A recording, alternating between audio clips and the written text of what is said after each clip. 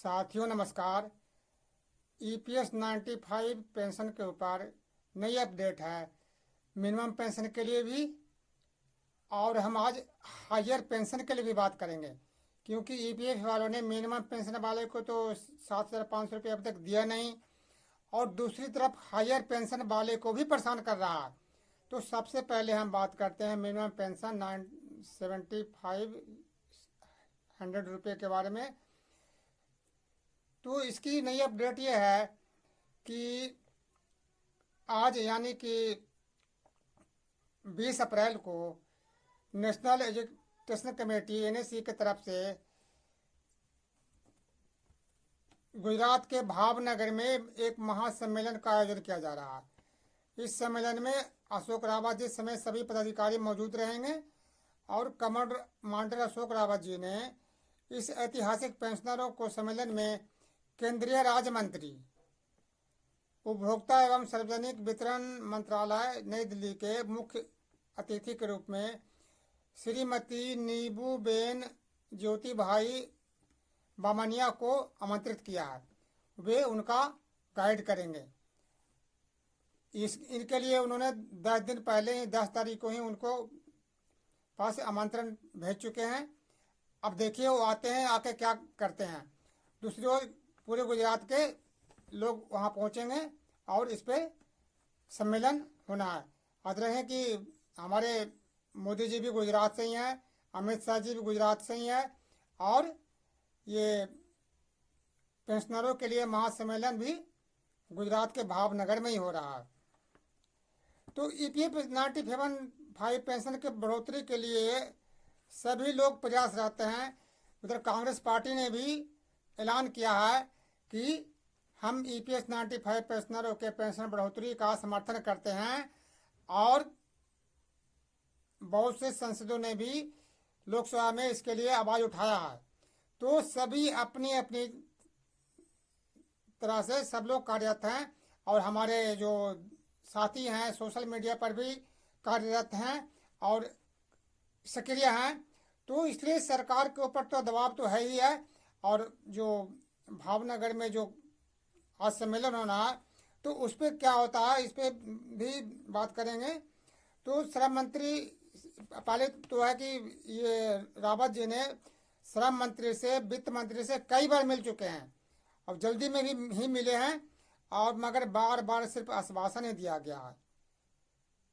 जिससे ज़्यादा आश्वासन तो दिया है कि हम आपके लिए अच्छा कर रहे हैं, आपके लिए अच्छा कर रहे हैं, लेकिन क्या अच्छा कर रहे हैं, कब से अच्छा करेंगे, इसका कुछ अभी तक उन्होंने स्पष्ट रोड मैप नहीं दिया।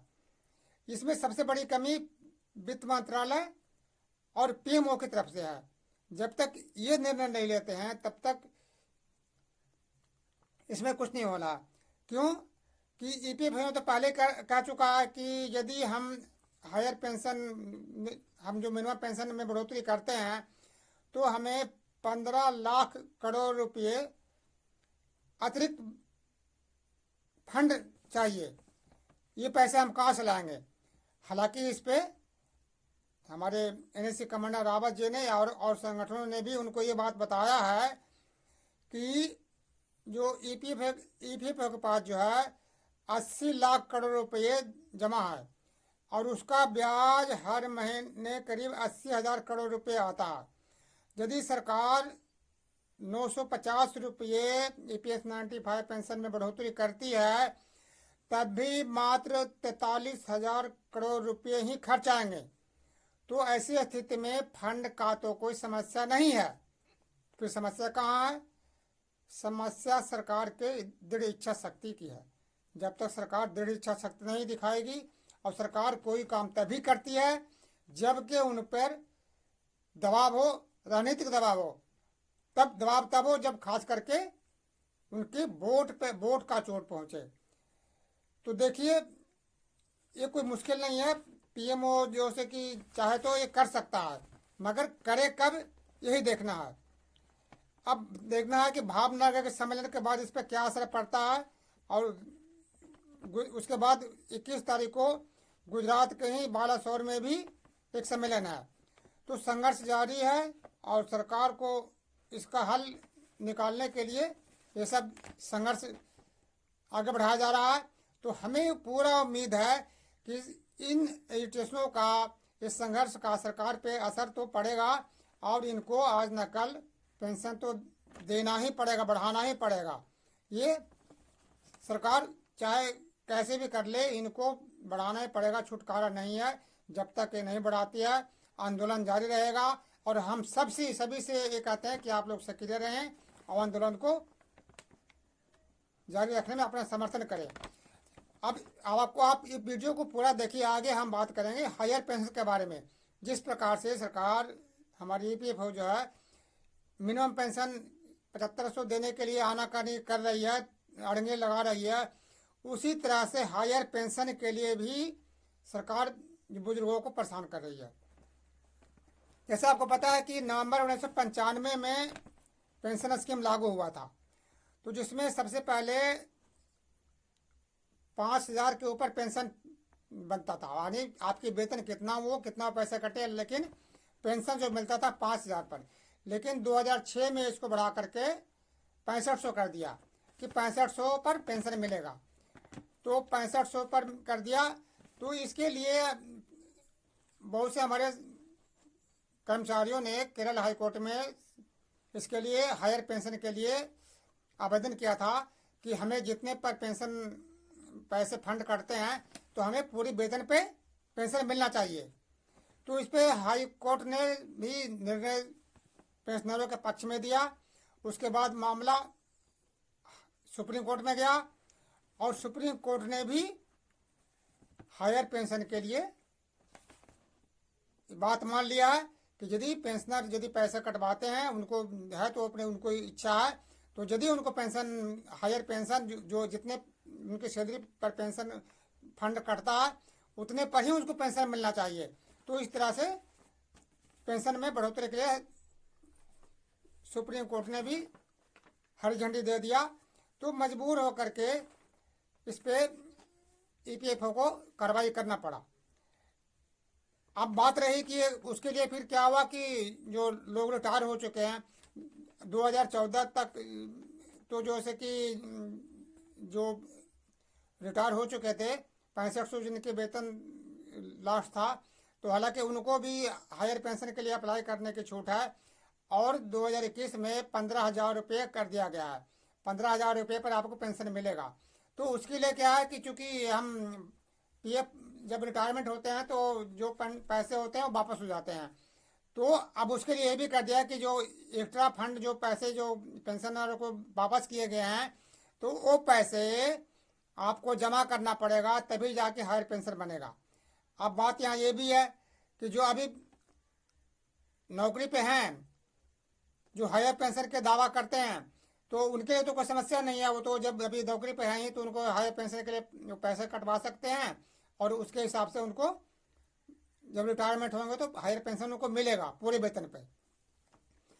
लेकिन सवाल यह है कि अभी जो रिटायर हो चुके हैं तो वो या तो पैसे खर्च कर दिए या वो पैसे कहीं ना कहीं इन्वेस्ट कर चुके हैं। अब ईपीएफओ ने बहुतों को लेटर जारी किया है, डिमांड लेटर जारी किया है पैसे जमा करने के लिए कि हायर पेंशन आपको चाहिए तो आप इतने इतने पैसे जमा करिए और आपको पेंशन दिया जाएगा। बहुतों लोगों को लेटर आ चुका है, डिस्पैच हो चुका है, आ चुका है।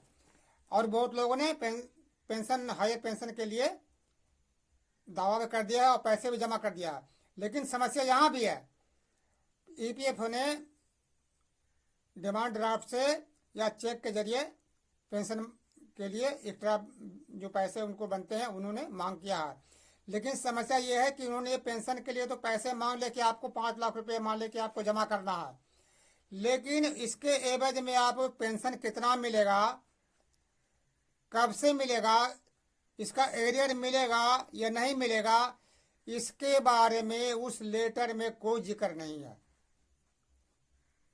तो इसके लिए भी समस्या है कि मान लिया आपको 5 लाख का डिमांड आया या 4 लाख का डिमांड आया, आप 5 लाख रुपये या 4 लाख रुपये जमा कर दें, लेकिन ये आप अंधेरे में कुएं में डाल रहे हैं कि पेंशन आपको बनेगा कितना, आपको यही पता नहीं है।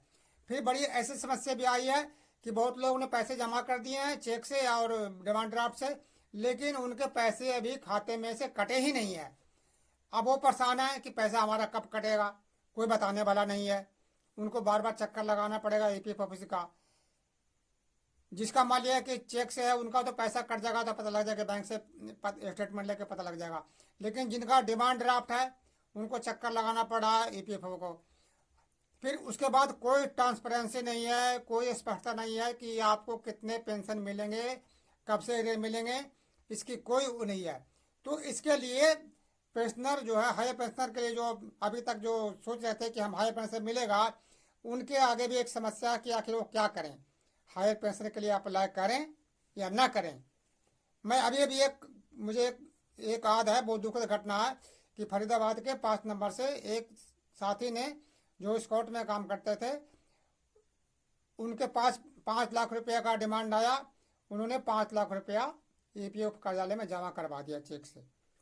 पेंशन उनको बना नहीं है। अब बड़े दुख की बात है कि कुछ ही दिन बाद उनका, अब वो इस दुनिया में नहीं रहे। पेंशन तो बना नहीं, ईपीएफ पैसे वो जो 5 लाख जमा किए तो आप वापस करेगा नहीं, होगा क्या। और ये भी नहीं है कि कितना पेंशन मिलेगा, कब से मिलेगा। तो यदि पेंशन उनका बनता भी है तो एरियर भी मिलता है, तो जब तक वो जीवित थे 2-4 महीने या 6 महीने पहले से, उतने दिन का ही एरियर मिलेगा, या कितना कैसे मिलेगा वही मिलेगा। उसके बाद उनकी पत्नी है, उनको पेंशन मिलेगा और वो भी आधा मिलेगा। अब बताइए 5 लाख जमा करने का कुछ फायदा हुआ। तो इस तरह की बातें से होकर के कुछ सोचने को मजबूर होना पड़ता है कि आखिर इसके लिए क्या किया जाए। ये पेंशन, हायर पेंशन लेना फायदेमंद है या घाटे का सौदा है, इसमें विचार करने के लिए बहुत लोग सोच रहे हैं कि आखिर क्या किया जाए, इसको पेंशन के लिए अप्लाई किया जाए ना किया जाए। तो इसके लिए यदि अब आगे हम बात करते हैं तो वीडियो बहुत लंबा हो जाएगा। इस पर एक अलग से हम वीडियो बनाएंगे जिसमें आपको निर्णय लेने में आसानी होगा कि हमें हायर पेंशन के लिए अप्लाई करना चाहिए या नहीं करना चाहिए, किसे करना चाहिए, किसे नहीं करना चाहिए। इसका आपको हम दूसरी वीडियो में बताएंगे।